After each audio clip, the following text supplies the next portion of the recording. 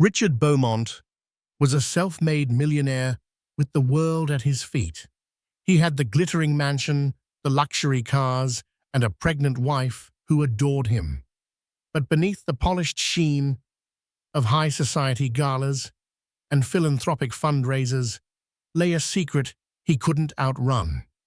One night on the terrace of a five-star hotel, his beautiful mistress leaned into his ear and uttered a devastating ultimatum: "Forget your wife or lose me forever."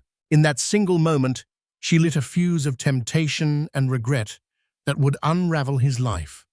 Little did Richard know that by the time he realized his mistake, it would be far too late. Richard Beaumont was not born into wealth. He had grown up in a cramped apartment in Queens, New York, the son of a hard-working mechanic and a devoted homemaker. His father, Harold Beaumont, instilled in him a sense of grit and determination that would shape his ambitions. From a young age, Richard dreamed of escaping his humble origins.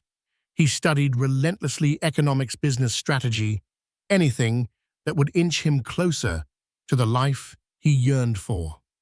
When he finally launched his first tech startup at 23, it was a modest success. The second one soared, catching the attention of Silicon Valley giants. By the time he turned 30, Richard was a multimillionaire with an empire that stretched across real estate, software solutions, and high-risk investments in cryptocurrency. Everyone wanted to partner with him. Few questioned his methods. In the midst of his meteoric rise, Richard fell deeply in love with Eliza Harrington. Eliza was the daughter of one of his early investors, Daniel Harrington. She was everything Richard thought he needed in a partner: elegant, supportive, and grounded. They married in a lavish ceremony at the Beaumont estate, a property Richard had purchased in upstate New York with sweeping views of the Hudson River. For the first few years, their life was practically a fairy tale. They traveled Europe, danced at exclusive galas, and hosted philanthropic events supporting children's education. Their Christmas parties were the talk of the town, and their dinners at Michelin-starred restaurants drew in the city's elite. Yet behind the scenes, cracks began to form in Richard's seemingly perfect existence. Success brought pressure. Running a conglomerate left him perpetually exhausted. He grew restless, unable to enjoy the comfort of his own home without thinking about the next big deal. Eliza, once his closest confidant, felt overshadowed by his ambition. She craved the gentle intimacy and quiet Sunday mornings they used to share, but were now replaced by business trips and urgent midnight phone calls. This was around the time Cassandra Pearson stepped into his life. A rising star in the art world, Cassandra was known for her striking abstract paintings that fetched hundreds of thousands of dollars at auctions. She was introduced to Richard at a private exhibit in Soho.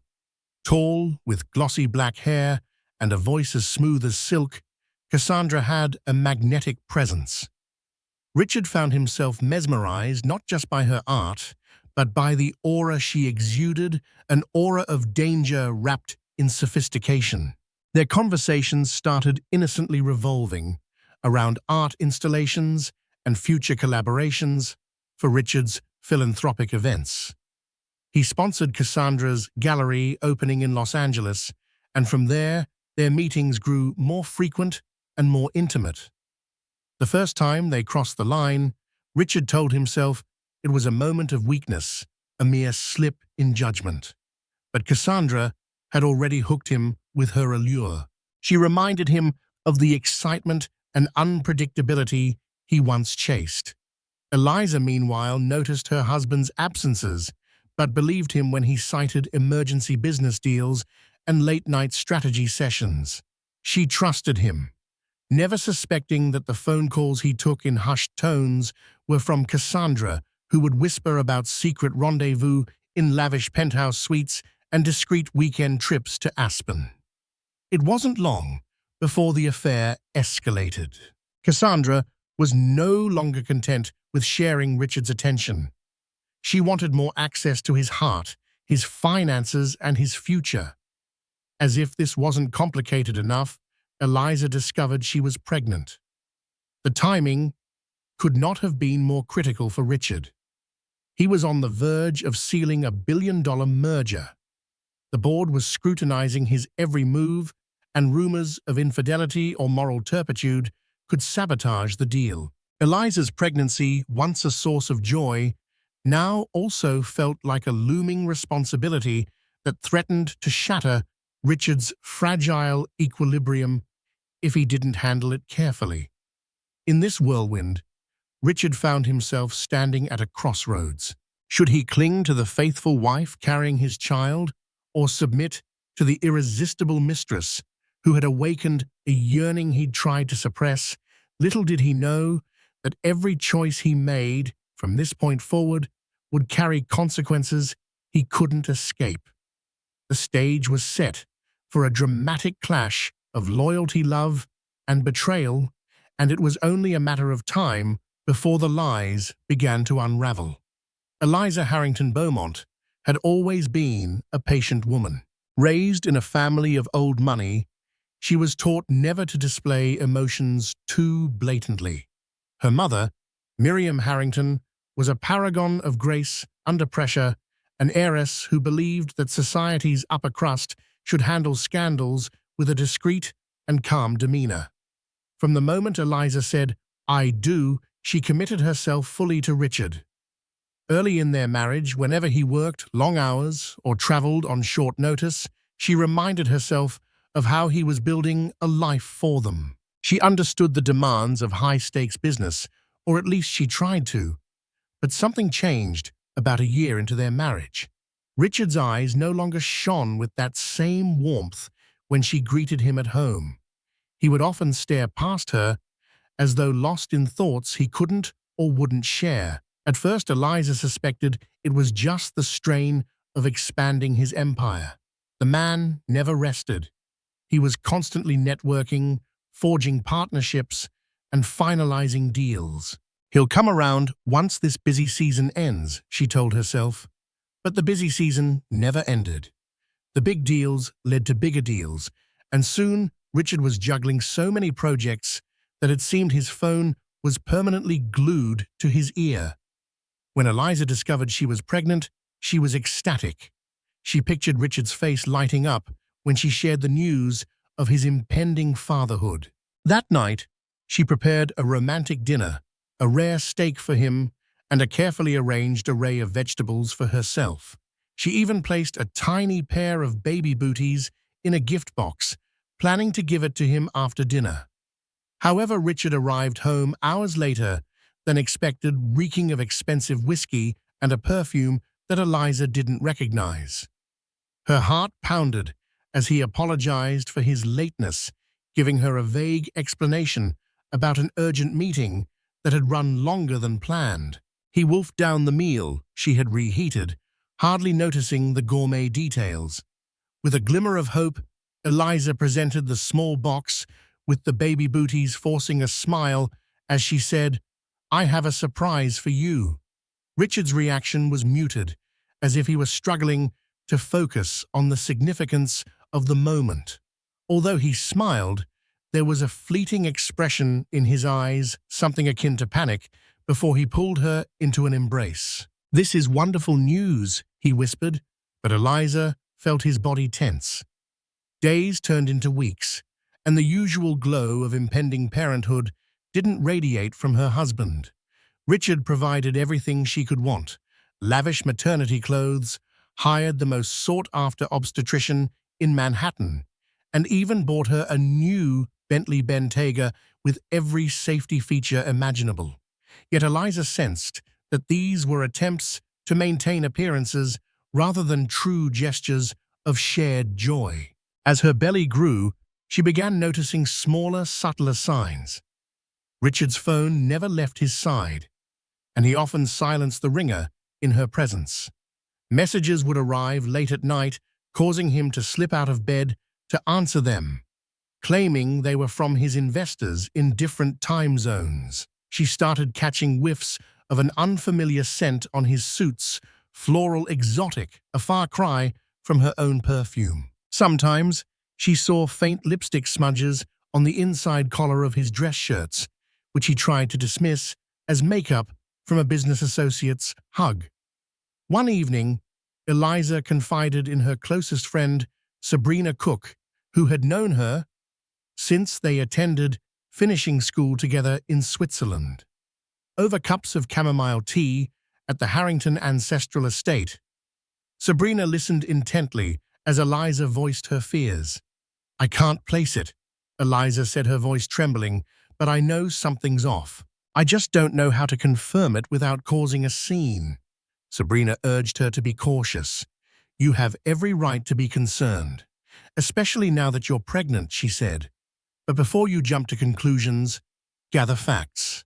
Richard is a powerful man, and you must protect yourself and your child." That night, restless and anxious Eliza lay in bed next to Richard's sleeping form. She felt the baby kick for the first time, a gentle flutter that made her tear up with both happiness and dread. She placed her hand on her stomach and whispered, "It's going to be okay. I'll make sure everything is okay." But her heart betrayed her words, pounding with a rising sense of foreboding. Eliza decided she would no longer ignore her instincts. She resolved to handle the situation with the same grace her mother had taught her, discreetly. She would observe, wait for evidence, and confront him at the right moment. After all, she was carrying his child, and despite the ominous signs, she still believed Richard might come to his senses once he realized the depth of the life they were building together. Cassandra Pearson was aware that Richard felt cornered the moment Eliza announced her pregnancy. Although Richard had never openly admitted it, Cassandra intuited that the news made him feel trapped between two worlds, the respectable family man he'd worked so hard to become, and the lust for thrill and forbidden love she awakened in him. To Cassandra, this was precisely the leverage she needed to push him toward making a choice her. It started innocently enough. She'd mentioned how lonely she felt whenever he left their secret rendezvous to return to his wife. She'd highlight how unfair it was that Eliza received the public accolades and the rightful place at his side while she was hidden away like a shameful secret. In those moments, Richard would murmur half-hearted assurances like, "I just need more time," or "I can't ruin my wife's life right now, especially with the baby on the way." But these explanations only fueled Cassandra's impatience. At a luxurious penthouse in Midtown Manhattan, one of Richard's properties discreetly put under a shell company's name, Cassandra decided it was time for an ultimatum. The space was dimly lit. A crystal chandelier flickered against the gold-hued walls. Cassandra wore a sleek black dress with a plunging neckline, her perfume wafting through the air like a siren's call. She had prepared a lavish dinner, complete with Richard's favorite bottle of Chateau Margaux. But the moment he stepped in, she wasted no time on niceties. "You need to forget your wife," she said, setting her wine glass on the table with a decisive clink. "She may be pregnant, but that doesn't change what we have." She circled around him, her stiletto heels echoing on the polished marble floor. "I won't stay in the shadows anymore. Either I become the only woman in your life, or I walk away." Richard's eyes flickered with panic, then anger. "Are you out of your mind? You know the stakes. I have responsibilities, both financial and moral, and Eliza is carrying my child." His voice cracked slightly as he said the word child, as if grappling with its significance. Cassandra's lips curved into a seductive smile. "You can't keep me a secret forever. I've already sacrificed too much time waiting for you to make up your mind. I deserve to be by your side in public, not hidden like a dirty little secret." She paused, letting her fingers trail across his lapel. "Eliza won't ever give you what I do. She's a sweet society girl, but I'm the one who understands your hunger, your ambitions. I'm the one who challenges you. She'll only hold you back." Richard balled his fists. The frustration he'd been suppressing for weeks threatened to explode. On one hand, he was addicted to the rush that Cassandra provided, her unbridled passion, her fearless attitude, her willingness to explore the dark corners of his soul. On the other, he felt tethered to Eliza by marriage vows, shared history, and the life they'd planned. He thought of his unborn child, an innocent soul caught in a battle that child couldn't comprehend. "You don't understand the complexities of this," he said at last, straining to keep his composure. "I can't just walk away from my wife and unborn baby. My reputation, the business, everything I've built, it's all interconnected." Cassandra scoffed. "Your business empire didn't stop you from sneaking around with me. If you really cared about preserving your spotless image, you never would have taken a mistress in the first place. So don't pretend you suddenly found your moral compass." In that charged moment, Cassandra leaned in and whispered near his ear, "Forget her or lose me. I won't wait any longer." What lingered in the air wasn't just the threat of losing Cassandra. It was the possibility of her exposing everything. Richard knew how cunning she could be. One slip to the media, or a strategic post on social media, could create an irreversible scandal. The board of directors would turn on him. Investors would question his ethics, and Eliza would be publicly humiliated. The stakes had never been higher. After a taut silence, he exhaled a heavy breath and nodded slowly, though his gaze was far from confident. "Give me until the end of the month. I'll find a way to deal with this properly. I'll make a clean break." Cassandra arched an eyebrow. "Tick-tock, darling," she said, before pressing her lips to his in a fervent kiss that felt like both a claim and a warning. Even as Richard kissed her back, his mind spun. He had 30 days to dismantle the life he'd built with Eliza, or risk losing the woman he thought he couldn't live without.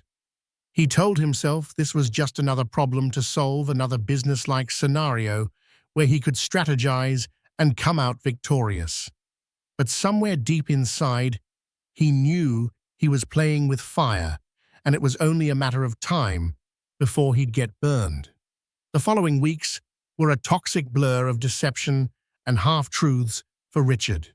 Each day, he juggled business obligations, board meetings, investor calls, legal consultations, and spent evenings torn between soothing Eliza and appeasing Cassandra.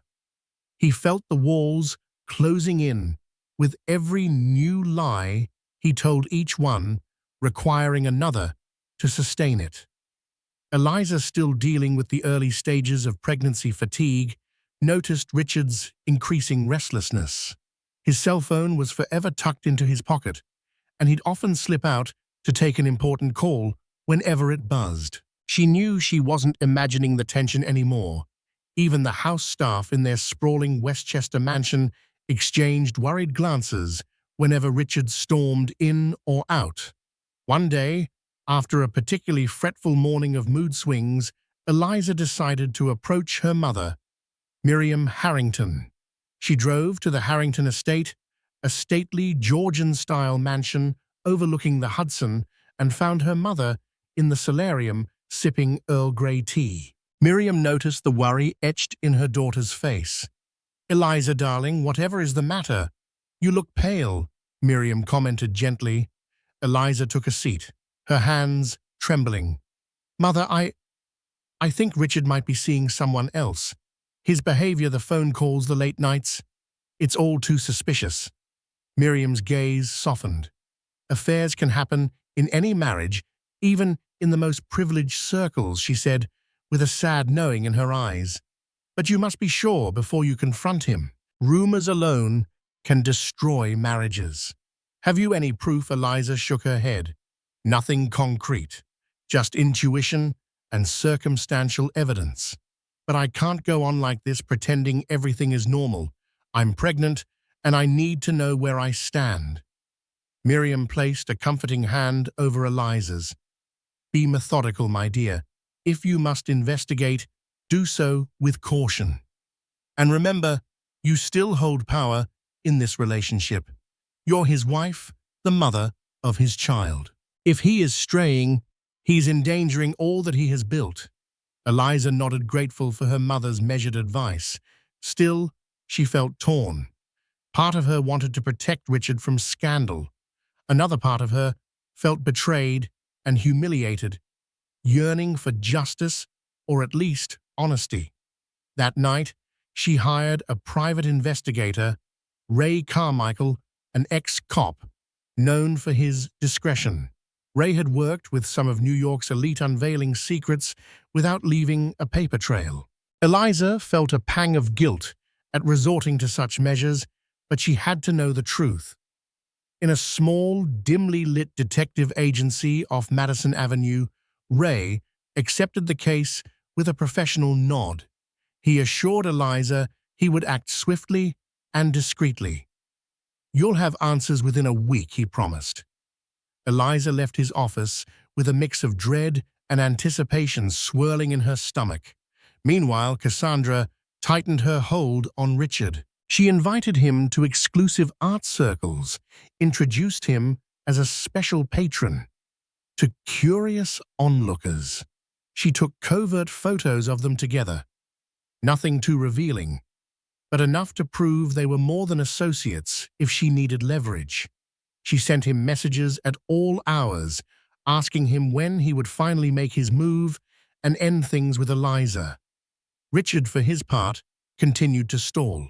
He couldn't bring himself to face Eliza with the truth, especially now that she was pregnant. He rationalized that he was just waiting for the right moment, though deep down he knew there would never be a perfect time to shatter her heart. He found himself lying awake at night, listening to Eliza's rhythmic breathing beside him while his mind replayed Cassandra's ultimatum.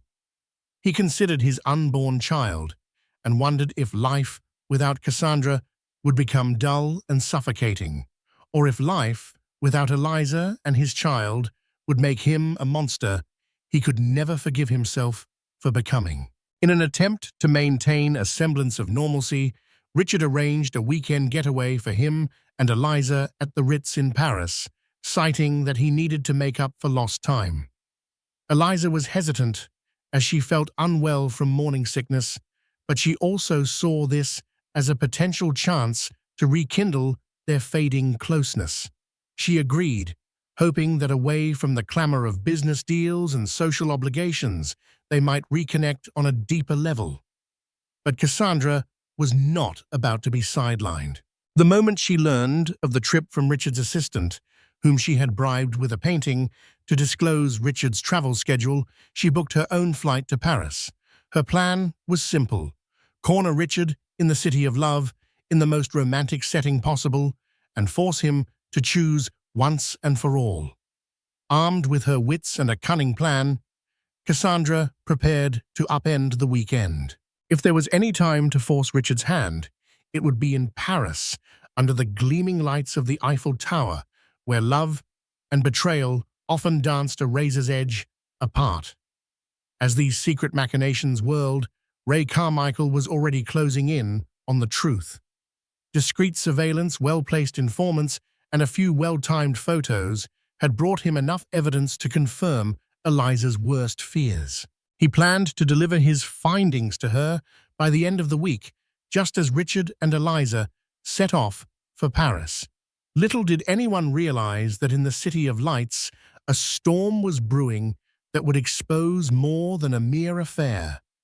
Buried truths, hidden motives, and unimaginable betrayals were about to converge, setting the stage for a dramatic showdown that would alter the Beaumonts' lives forever. The flight to Paris was uneventful, but tension crackled in the air between Richard and Eliza. Despite his best efforts to be attentive, offering her blankets ordering her favorite ginger tea for her morning sickness, Eliza couldn't shake the nagging feeling that something was fundamentally wrong. She forced smiles, hoping that once they landed and immersed themselves in the romance of the city, the tension might ease. They arrived at the Ritz on Place Vendôme, a magnificent hotel famous for hosting royalty and celebrities. Eliza marveled at the gilded decor and lavish rooms. For a moment, she allowed herself to dream that maybe this was the start of something new. If Richard was indeed having an affair, perhaps his guilt had spurred him to plan this trip as a way to make amends. She clung to that hope, however tenuous. Richard, on the other hand, felt like he was walking a tightrope. Cassandra was blowing up his phone, demanding to see him. She had made it clear she was in Paris too, and she wasn't leaving without answers. He tried to maintain a facade of calm around Eliza, but every vibration of his phone made his stomach lurch. On their second evening in Paris, Richard and Eliza dined at a small, exclusive restaurant by the Seine. The sound of softly played violins and the glow of candlelight lent an air of intimacy. They spoke about baby names. Eliza shyly suggested Victoria if it was a girl and Edward if it was a boy, and for a fleeting moment they almost felt like their old selves. But the illusion was shattered when Cassandra sauntered into the restaurant. She wore a fitted crimson dress that left little to the imagination, immediately drawing the eyes of patrons. Richard froze, nearly knocking over his wineglass. Eliza noticed his sudden pallor and turned to see what had startled him. When she saw Cassandra, something instinctual told her this was the woman haunting her marriage. Cassandra met Richard's gaze and offered a cryptic smile before sliding into a seat at the bar. She made a show of ordering champagne, glancing over her shoulder with a flicker of challenge in her eyes. Richard mumbled an excuse and stood to address the situation before it exploded. "Excuse me for a moment, darling," he said, trying to sound casual. Eliza nodded, her heart thumping so loudly she could scarcely hear the violin anymore. He approached Cassandra, voice low and urgent. "What are you doing here?" he hissed. "Enjoying a beautiful night in Paris," she replied, tapping her manicured nails against the champagne flute. "Funny coincidence seeing you here. Almost like fate, isn't it?" "Don't do this," he pleaded. "Eliza is pregnant. This isn't the time or place." Cassandra raised an eyebrow. "You promised me you'd make a choice by the end of the month." "Well, time's up, Richard. Are you with her or are you with me?" Panic churned inside him. He felt Eliza's eyes boring into his back. "We can talk about this privately. Come to my suite tomorrow morning," he whispered, desperate to contain the fallout. But Cassandra had no intention of slinking away silently. Standing up, she ran a hand down his lapel. "I've been private for too long," she said, loud enough for the nearby tables to hear. Richard glanced around frantically, noticing curious looks from other diners. "You made your choice the moment you stepped away from your pregnant wife to come talk to me." Before he could respond, Cassandra slinked away, leaving behind a swirl of perfume and an atmosphere thick with unspoken accusations. Richard stood, rooted to the spot, dread enveloping him. He turned back to find Eliza on her feet, her face pale, tears welling in her eyes. She quietly left the restaurant, ignoring the head waiter's polite attempts to help her with her coat. Richard rushed after her. The ride back to the Ritz was tense, punctuated by Eliza's silences and the clicking of her shoes on the cobblestones. When they reached their suite, she finally spoke, her voice trembling. "Who was that woman, Richard?" He raked a hand through his hair, tears stinging his eyes. "Eliza, let me explain." She shook her head, pressing a hand to her stomach as if to shield their child from the turmoil. "I need to know the truth. If you don't tell me, I'll find out on my own." The gravity of her gaze broke him. He confessed in stammered fragments, that he had been seeing Cassandra, but insisted it was a mistake, that he wanted to end it. Each word felt like a blade cutting through Eliza's heart. She crumpled onto the edge of the bed, silent tears trailing down her cheeks, while she finally managed to whisper, "Was I not enough? Was our child not enough?" Richard knelt in front of her, tears gathering in his own eyes. "You are everything to me. I was reckless. I got caught up in the excitement, the danger. I never meant to hurt you. I'm so sorry." For the first time, Eliza felt the weight of her mother's warnings come crashing down. She had half hoped that any confrontation with Richard would reveal her fears to be unfounded or exaggerated. Instead, the truth was even uglier than she had imagined. They hardly slept that night. Eliza wept in fits, while Richard tried to console her, repeatedly promising he would end it with Cassandra, begging her for forgiveness. But the next morning brought another storm. Cassandra sent Eliza a series of photographs, her and Richard in compromising positions at the Midtown penthouse, time-stamped over several months. The accompanying message read, "He's mine now. Stay out of our way."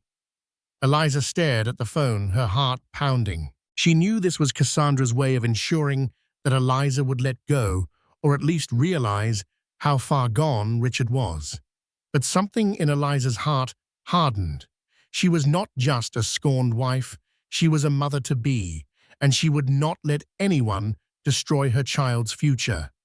With a steely resolve, she dialed her mother and asked for the Harrington family lawyer's number. If Cassandra wanted to play dirty, Eliza was prepared to fight back. The stage was set for an ugly showdown that would reach far beyond the charm of Paris. When Richard and Eliza returned from Paris, the atmosphere between them was fragile and uncertain. They stayed in separate bedrooms, communicating only about doctor's appointments or practical household matters. Richard tried to smooth things over, showing Eliza expensive gifts, diamonds, designer clothes, even an offer to renovate the nursery in any style she wanted. But Eliza responded with a guarded politeness. Her silence spoke volumes. She was no longer the naive, trusting wife. She had retained the Harrington lawyer James Sinclair, who specialized in high-profile divorces and settlements. While she hadn't yet committed to ending the marriage, she wanted to be prepared. Meanwhile, Cassandra took to social media in subtle but provocative ways. She posted photos of lavish dinners, cryptic quotes about forbidden love, and most glaringly, a picture of Richard's watch on a table beside 2 champagne glasses. Although she never tagged or named him, the implication was clear to anyone paying attention. As if the affair itself weren't enough, Ray Carmichael, the private investigator Eliza had hired, finally delivered his full report. It contained hotel bills, photographs, and eyewitness accounts of Richard and Cassandra's numerous trysts across New York, Aspen, and even Los Angeles. Eliza stared at the evidence in numb disbelief. She had known, of course, that her husband was cheating, but seeing it laid out in black and white, complete with timestamps and locations sliced open, fresh wounds, each piece of paper felt like an additional betrayal. Ray's report also included a shocking revelation: Cassandra Pearson had a history of targeting wealthy men. She had briefly been involved with a European count, then an influential politician from Florida. Both relationships ended in scandal and hush-money settlements.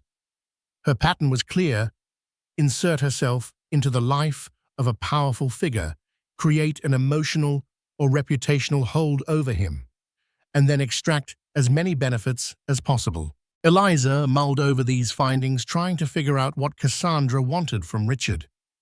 Was it money, social status, or something even darker, like revenge for some perceived slight? All she knew was that Cassandra posed a real threat to her marriage and her unborn child's future. Gathering her courage, she decided it was time to confront Richard one final time. Late one evening, after returning from an obstetrician's appointment alone, Eliza found Richard in his study, hunched over his laptop. The room smelled faintly of cigar smoke and leather-bound books. The fireplace crackled, casting dancing shadows on the mahogany walls. "Richard, we need to talk," she said calmly, stepping into the circle of light near his desk. He looked up, exhaustion lining his face.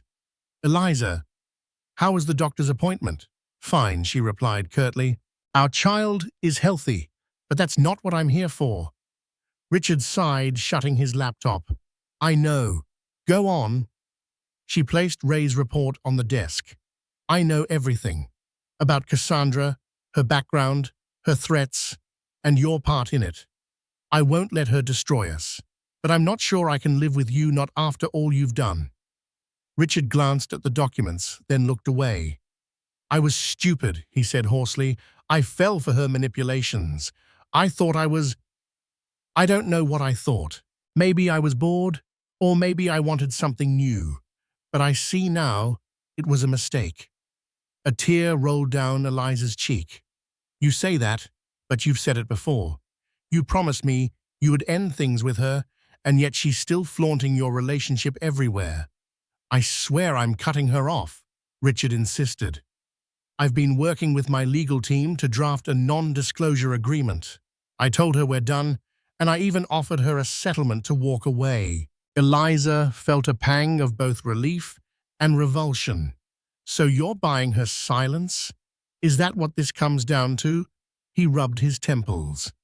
"In the world I operate in, money often solves problems, but I realize this might not be so simple. Cassandra is unpredictable. The unspoken truth hung heavily. Cassandra might not simply vanish because of money." Eliza knew from Ray's report that Cassandra derived a twisted satisfaction from her power plays. She might settle for a moment, but the cycle could repeat. Their conversation was interrupted by an insistent ringing of Richard's cell phone. He glanced at the caller ID, Cassandra. Eliza's fists clenched in anger. "Answer it," she said through gritted teeth. "Put it on speaker." With reluctance, Richard complied. "Hello?" Cassandra's voice purred through the speaker. "Darling, you've been ignoring me. That's not wise. I've got a lovely piece of information about your last real estate deal that your board might find interesting. It would be a shame if certain details were leaked, wouldn't it?" Eliza's eyes widened. It was blackmail. Cassandra continued, oblivious to Eliza's presence. "You think you can throw me aside? I've been patient, but my patience has limits. Meet me at the penthouse tomorrow night or I start talking." Richard swallowed hard. "Cassandra, please, let's be reasonable." She laughed, a cold, ringing sound. "You've got until tomorrow 10 p.m. Don't make me do something we'll both regret." The line clicked. Eliza stared at her husband with a mixture of horror and disbelief. "So she's blackmailing you now?" Richard exhaled, face pale. "It seems so. She threatened to leak details that could ruin my next big merger, and that's not even considering what she could say about us." For a moment, they sat in silence, the gravity of the situation settling in. Finally, Eliza spoke. "This is bigger than just our relationship. She's threatening your entire empire. We can't let her hold that leverage. We have to fight back." In that moment, an unlikely alliance formed between them. For all the betrayals and heartbreak, they realized the best path to protect their unborn child and themselves might be to unite against Cassandra. They needed a plan, and they needed it fast. Richard and Eliza had never collaborated on something so fraught with moral complexity. In the past, their joint efforts were for philanthropic galas or lavish dinner parties. Now, they were strategizing to outmaneuver Cassandra, a woman who had become a threat to both their marriage and Richard's career. They met with James Sinclair, Eliza's lawyer, and Stephen Rosen, Richard's longtime corporate attorney, in a private conference room at Harrington and Comity Tower. Situated on the 38th floor overlooking Central Park, the room was outfitted with soundproof walls and state-of-the-art privacy technology to prevent eavesdropping. Richard explained the scope of Cassandra's blackmail threat. She claimed to have incriminating evidence about a delicate real estate deal in the Upper West Side where Richard might have skirted close to insider information. "I've done nothing illegal," Richard asserted, "but the details could be misconstrued. The last thing I need is an SEC investigation. The negative press alone would tank my next merger." Eliza added, "She's also threatening our marriage, obviously. She's got personal photos, texts, everything. And if she leaks them, it's going to be a public feeding frenzy. We'd prefer not to see my father's name or the Harrington family legacy dragged through the mud." James Sinclair, a silver-haired man with sharp eyes, leaned back in his chair. "We have two options. One, we do nothing and hope she's bluffing. That's risky. Two, we prepare a counterstrike, gather enough evidence of her wrongdoing to discredit or counter-blackmail her if she goes public." Stephen Rosen nodded. "If Cassandra has a criminal record or a pattern of extortion, we might bring that to the authorities. But that also carries risks. Public court filings, depositions, media coverage. Is there a possibility of settling this quietly?" Richard frowned. "I have tried offering her money, but it seems she's not satisfied with just a payoff. She wants more status, possibly a piece of my company, or maybe even genuine commitment." He shook his head at the absurdity of it all. Eliza's voice trembled slightly as she spoke. "We need something that will make her back off for good. From the investigator's report, it sounds like she's done this before.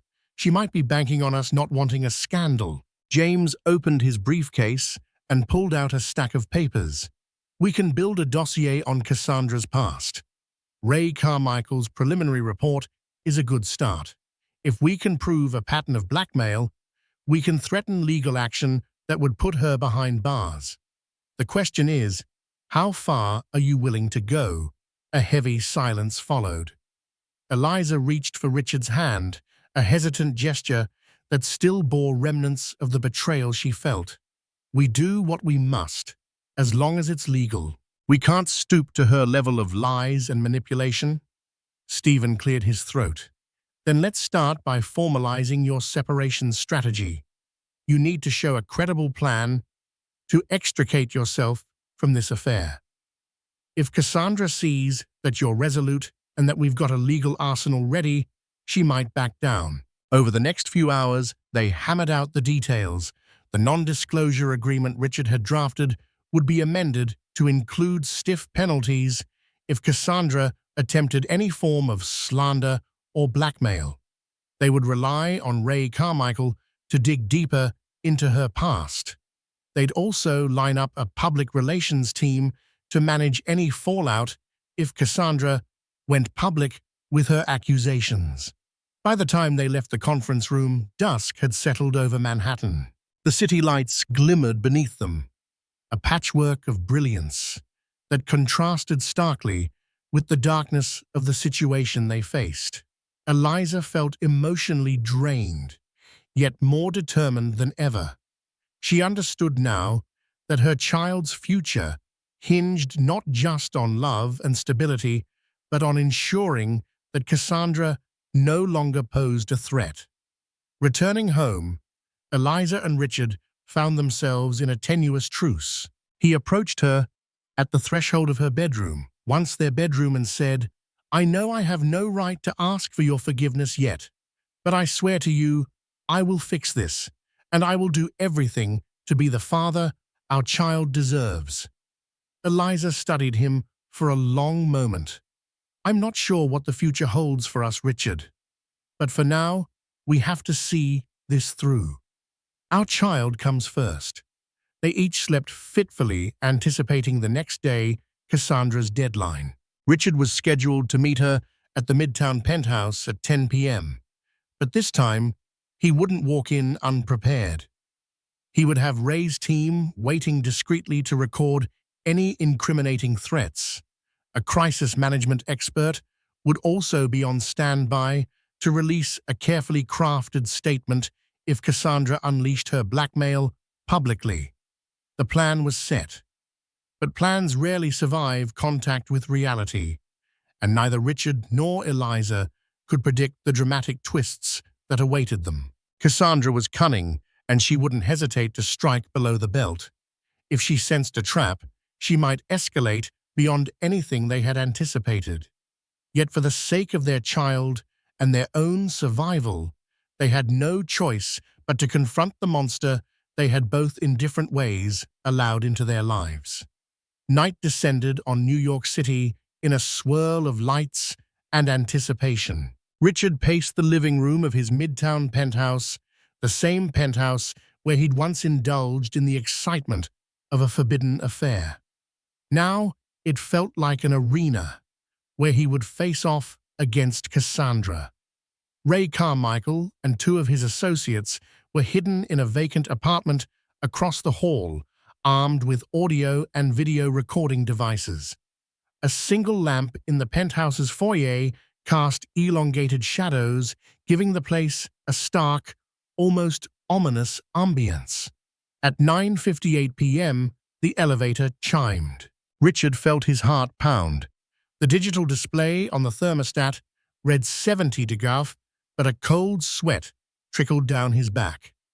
Cassandra swept in, wearing a silk trench coat and designer heels, her face set in a mask of confidence.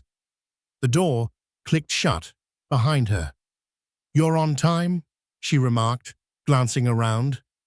Her eyes rested on the empty wine glasses on the coffee table.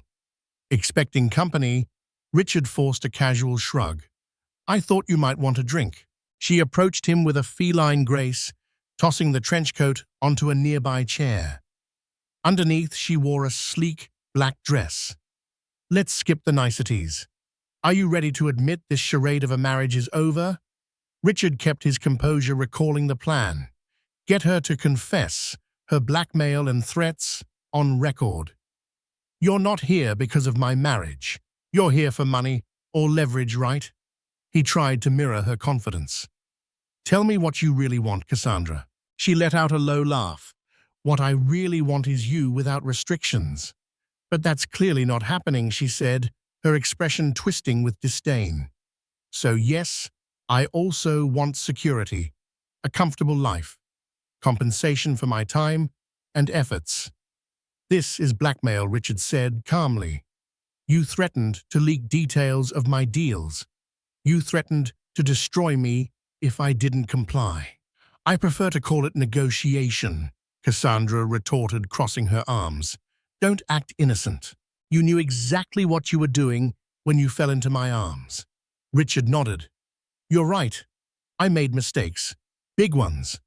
But it doesn't justify extortion." Cassandra shrugged. "You can either cooperate and pay me what I'm owed, or lose everything. Your choice." Silently, the hidden cameras captured every syllable. Ray and his associates sat across the hall, headphones on their equipment, live streaming the conversation to a secure server. This was the evidence they needed to take to the authorities if Cassandra went public. Richard swallowed, forcing himself to keep her talking. How much, he asked, feigning capitulation. "Let's be specific." Cassandra's eyes glinted with triumph. 10 million in a Swiss account, and an acknowledgement that you will never contest any of my public statements about our relationship should I choose to talk about it. I want to be free to monetize my story if I wish." She smirked, her intentions laid bare. Richard's jaw clenched. "That's outrageous. Is it?" she snapped back. "Consider it an investment in keeping your squeaky clean reputation. You wouldn't be the first billionaire to buy silence, and you certainly won't be the last." He took a step closer, lowering his voice. "Your demands are too high.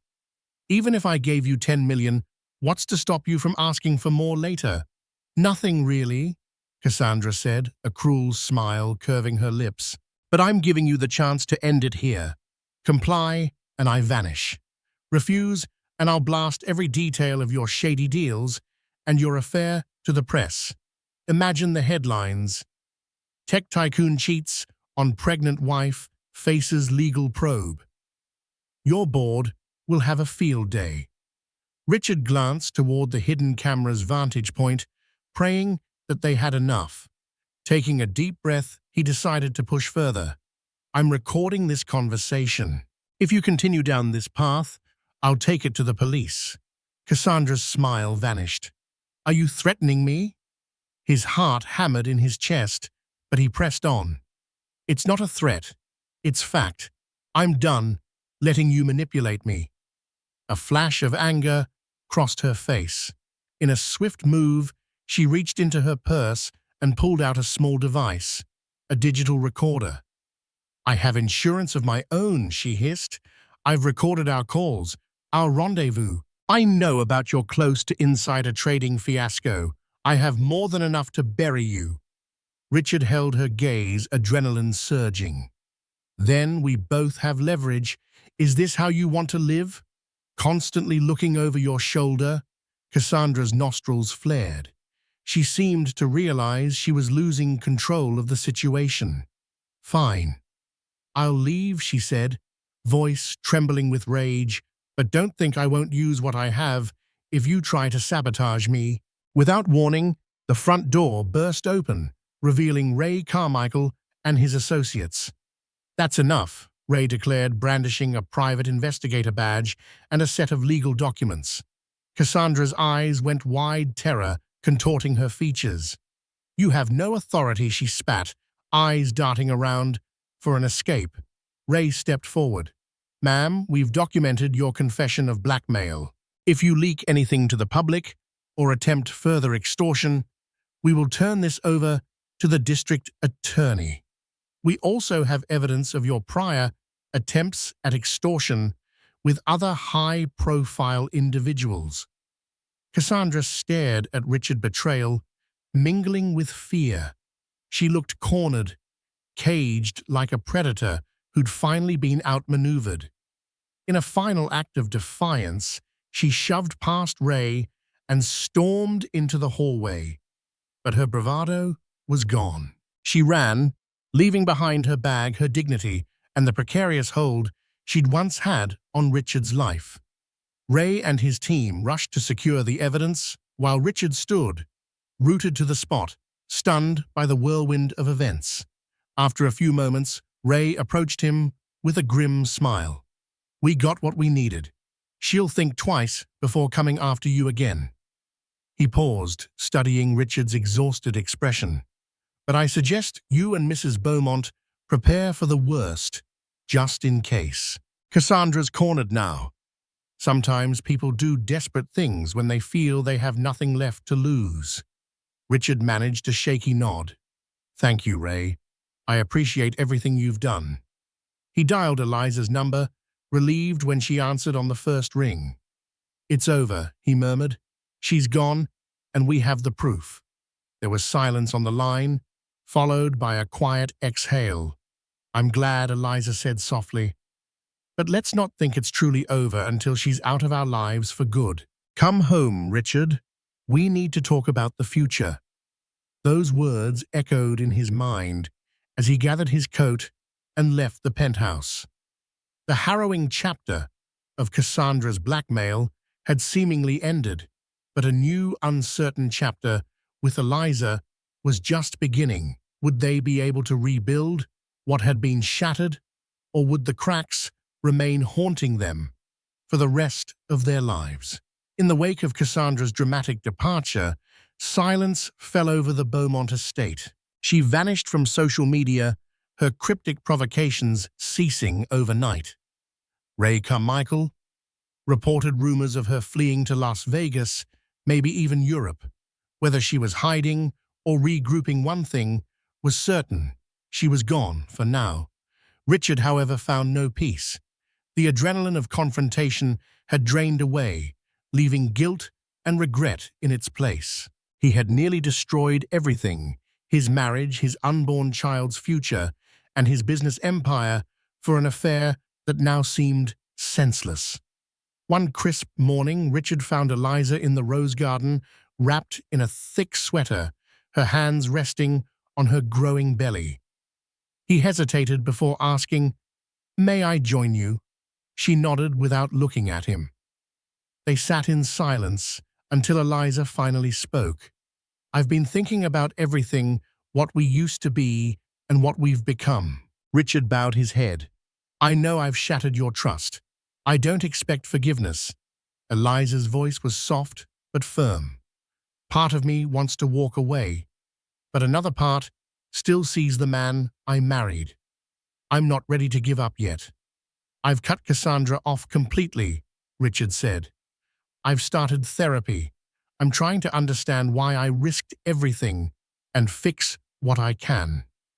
Eliza studied him for a long moment. "Words won't fix this. Only actions will." True to his word, Richard took real steps. He announced a temporary leave from his company, delegated leadership to his board, and focused on rebuilding his relationship. He never missed a doctor's appointment. He went to therapy twice a week. Slowly, he started showing up not as a CEO, but as a husband and father-to-be. Eliza set firm boundaries. They lived under the same roof, but in separate rooms. She didn't want gifts or grand gestures, only honesty and presence. And while the emotional wounds lingered, the smallest signs of effort from Richard began to stitch, some of them closed. One night after a counseling session, they shared a quiet dinner. Eliza guided Richard's hand to her belly just as the baby kicked. He gasped, softly, overcome with emotion. "That's our child," he whispered. "I promise to protect you both." "I want to believe you," Eliza replied, "but you'll have to keep choosing us every single day." Time passed. With each prenatal class, each late-night talk, their fractured bond began to mend imperfectly, but with hope. The betrayal still hovered like a shadow, but so did the possibility of redemption. Then, on a snowy January morning, Eliza went into labor. Richard never left her side.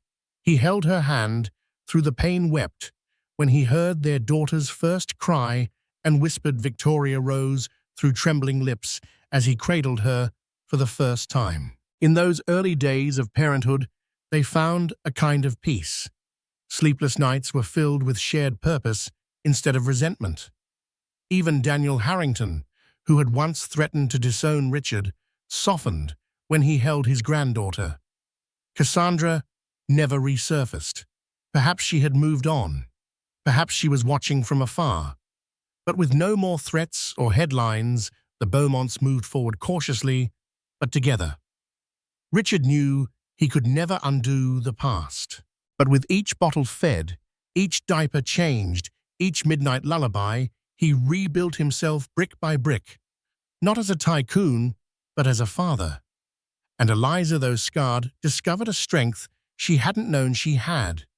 Their road ahead was still uncertain, but this time they would walk it side by side. Richard's journey, from a reckless millionaire chasing forbidden thrills to a humbled man fighting for his marriage and child, is a cautionary tale for anyone who believes the grass is greener on the other side.